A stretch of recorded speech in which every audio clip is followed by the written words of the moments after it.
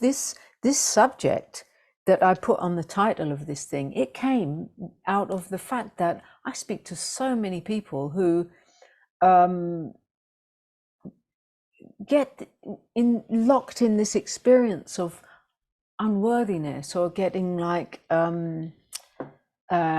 overwhelmed with that. And of course it comes from the early years, when the child is taking in the environment and interpreting that meaning something about itself.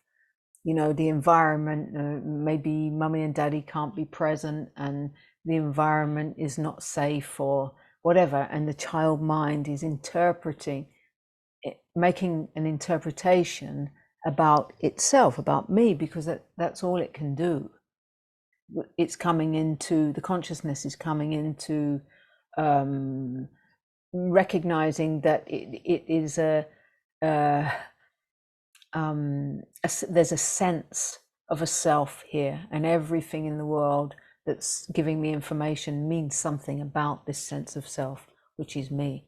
So if mummy and daddy don't have time because they're too busy and their attention someone else, that means something about me, right? And when that cognition is put in place really early, it's the identification awareness, when awareness contracts into self-identity, is identifying with that original primary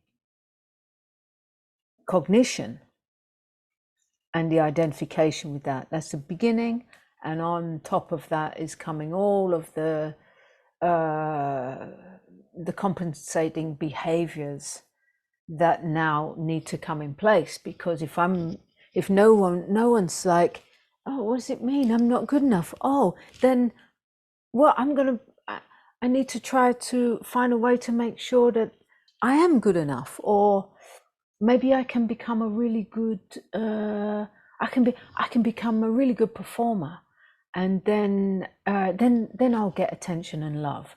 So these patterns that come out of that primary cognition and identification are playing in our lives as adults, right? It never goes away, because the self has built itself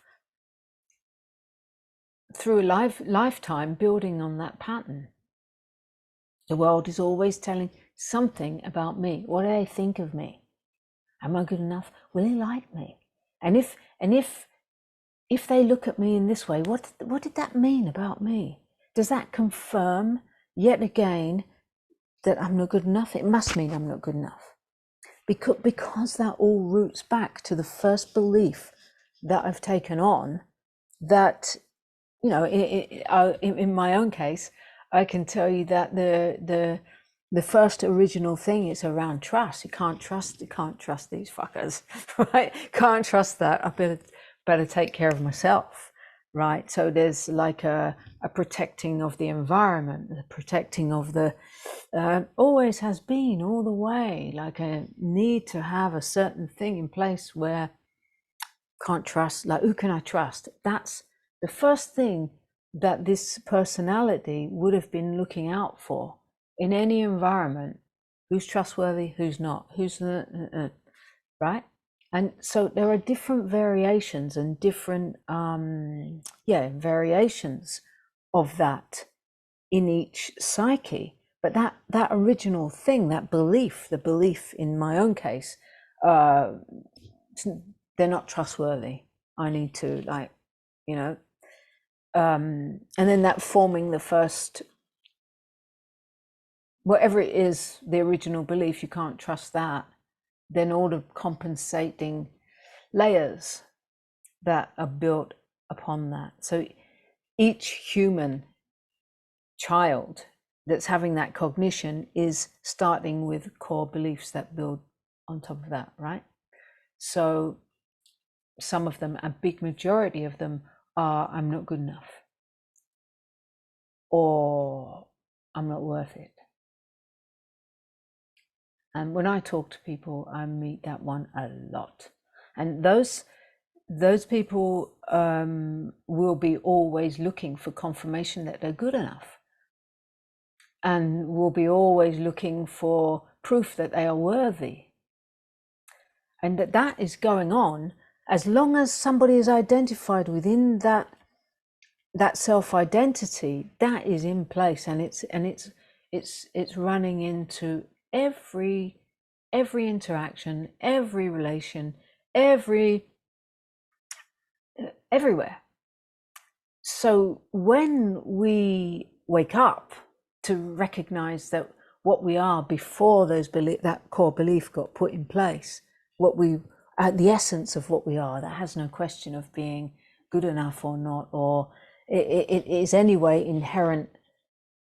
There is a trust within that has no doubt, like in the example I just gave you, in the personality structure here, you can't trust on earth. However, in my being, there is a trust that has no doubt.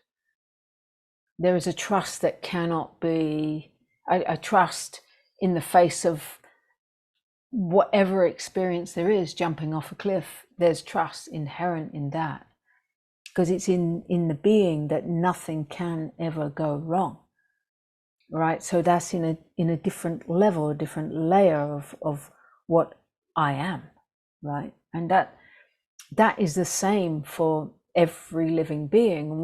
When that awakens, there is the space of free flow from those core beliefs, core identity. There's the space of freedom, and yet still the trigger of those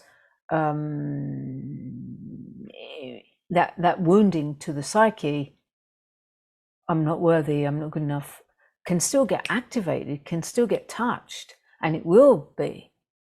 And yet there is the greater knowing, the space of knowing, here's that thing again, right, here's that, what is the truth here, what is really true. And in that telling of the truth, there is like a stepping into that place with the true, giving the recognition to the personality level that it didn't get from the parents or the environment, or that it thinks it needs from that one over there or that one, or it needs from the outside. It still thinks it needs that proof from the outside to tell it that it's good enough. Instead, it's coming from within, from the depth of knowing and being. It's coming from there in to bring the recognition in from the inside.